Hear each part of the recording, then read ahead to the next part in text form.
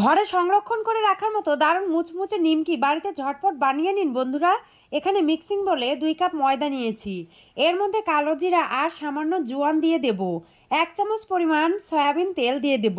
পরিমাণ মতো লবণ দেব।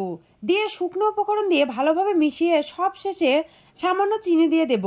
যখন ময়ামটা এভাবে মুঠো হবে তখনই বুঝবেন নিমকির ময়ামটা পারফেক্টলি হয়েছে। এবার আস্তে আস্তে জল দিয়ে দেব।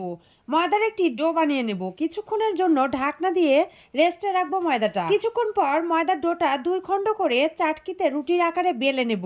এরপর রুটিকে নিমকির আকারে কেটে নেব। বাকি অংশ একইভাবে নিমকি আকারে কেটে নেব। এগুলো একটার সাথে একটা লেগে গেলে সমস্যা নেই, তেলে দিলেই ঠিক হয়ে যাবে। তেল গরম করে নিমকিগুলো গরম তেলে ছেড়ে দেব।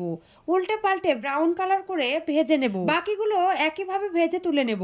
এর ওপর দিয়ে লবণ আর লাল লঙ্কা গুঁড়ো ছিটিয়ে দেব। খেতে অনেক মজাদার লাগবে। আশা করছি কতটা পারফেক্ট হয়েছে দেখেই বুঝতে পারছেন।